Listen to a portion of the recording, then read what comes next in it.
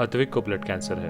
उसके माँ बाप उसके इलाज कराने में असमर्थ हैं। इन्हें आपकी एक छोटी सी मदद की जरूरत है। डिस्क्रिप्शन में दिए हुए लिंक पर जाएं और अद्विक की उम्मीद बने।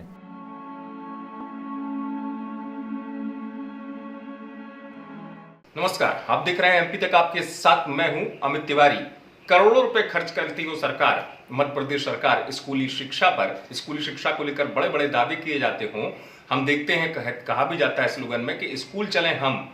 स्कूल चले हम तो ठीक है, लेकिन स्कूल के मामले में पिछड़े हैं हम। आप कहेंगे कैसे? तो मैं आपको बता दूं, केंद्र सरकार की तरफ से पीजीआई रिपोर्ट आती है, यानी परफॉर्मेंस ग्रेड इंडेक्स, जो कि इस बार 6 जून को केंद्रीय मानव संसाधन मंत्री रमेश पोखरियाल निशंक ने जारी की। तो उसमें मध्य प्रदेश का हाल जो है उसे सुनकर आप हैरान हो जाएंगे।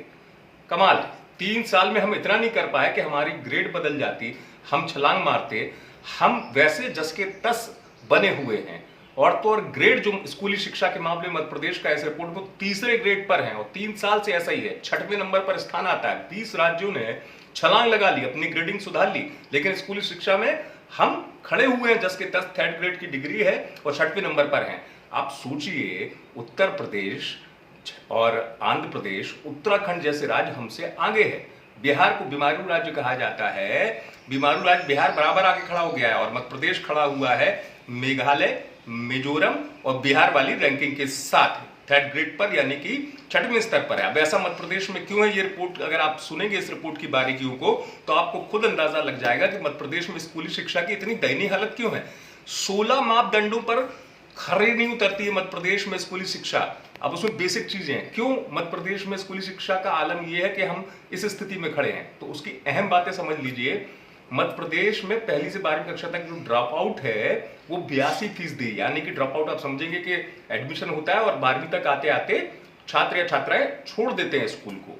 12वीं तक का जो आंकड़ा है आते आते वो रह जाता है 18% लड़कियों का और 19% लड़कों का। अब हम आते हैं सबसे बड़ी चीज इस दौर में, आप आश्चर्य करेंगे। इंटरनेट से पढ़ाई की तस्वीरें हम देखते हैं बच्चों की स्कूलों में। मध्य प्रदेश कहां खड़ा है? इंटरनेट तो दूर है, अरे बिजली नहीं है। आप सोचिए, बिजली नहीं है आधे से ज्यादा स्कूलों में। अगर मैं बात करूं इंफ्रास्ट्रक्चर में, जो कि बिजली सबसे अहम चीज होती है, मध्य प्रदेश में करीब 1.25 लाख स्कूल है। अब आप सोचिए कि 58,831 में बता रहा हूं जहां पर बिजली की सुविधा नहीं है, दिक्कत है। इंटरनेट तो ठीक है भैया, आप भूल जाइए। अब इसके अलावा सोचिए कि जो बेसिक सुविधाएं होती है, शालाओं के भवन हम देख लेते हैं तस्वीरों में कि टूटे हुए स्कूल में पढ़ाई हो रही है। स्कूल की जो दीवार है वो कैसी है, ये तस्वीर भी निकलकर सामने आ जाता है मध्य प्रदेश की सच्चाई के तौर में। अब आप सोचिए कि 6000 गर्ल्स टॉयलेट नहीं है स्कूल में, 7000 स्कूल ऐसे जहां बॉयज टॉयलेट नहीं है। अब ये स्थिति है। अब आते हैं सबसे बड़ी बात पर, जिस पर मध्य प्रदेश में लगातार युवा संघर्ष करते हैं। युवा अपने रोजगार के लिए संघर्ष करते हैं, लेकिन वो जरूरत सरकार की भी हो। सरकार को सोचना चाहिए वो क्या, यानी शिक्षकों की कमी। शिक्षक और छात्र का अनुपात सुन लीजिए आप मध्य प्रदेश में जरा। जो मापदंड है वो ये कहता है कि प्राइमरी लेवल पर हर 30 स्टूडेंट यानी छात्र या छात्रा पर 1 टीचर होना चाहिए। यहां 48 छात्रों पर 1 शिक्षक है, आप सोचिए। और माध्यमिक शिक्षा की अगर आप बात करेंगे मध्य प्रदेश में, तो यहां पर 37 छात्रों पर 1 शिक्षक है। इस मामले में हम बिल्कुल बिहार के बराबर हैं, और बिहार जिसे कहा जाता है कि बीमारू राज्य है, हमारे यहाँ भी स्थिति ये है। अब आप ये सोचिए कि 5000 से ज्यादा स्कूल तो ऐसे हैं जिनमें कोई टीचर ही नहीं है। आप तकरीबन, या तो टीचर है तो 1 है। 7000 स्कूल मध्य प्रदेश में ऐसे हैं, सोचिए, जिसमें 20 से छात्र कम है या छात्र हैं ही नहीं। अब इसको कौन सुधारेगा? 30,000 शिक्षकों की भर्ती की बात सरकार करती है, जबकि दोगुने की आवश्यकता है। युवा रोजगार मांग रहे हैं मध्य प्रदेश में, तो स्कूली शिक्षा की रैंकिंग क्या मायने नहीं रखती सरकार के लिए?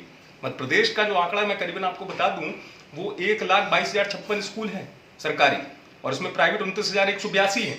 अब इतने स्कूलों के बीच में अगर आप बात करें, सरकारी स्कूलों में भी नियुक्ति निकलती है। अगर शिक्षा का स्तर सुधारना है, रोजगार भी देना है, तो क्यों नहीं मध्य प्रदेश में शिक्षकों की भर्ती पर ध्यान दिया जाता है? मध्य प्रदेश में क्यों नहीं इस चीज को देखा जाता है कि हम 3rd ग्रेड पर खड़े हुए हैं? और ये सवाल है कि ये रैंकिंग कब तक ऐसी रहेगी? आप देखते रहिए एमपी तक।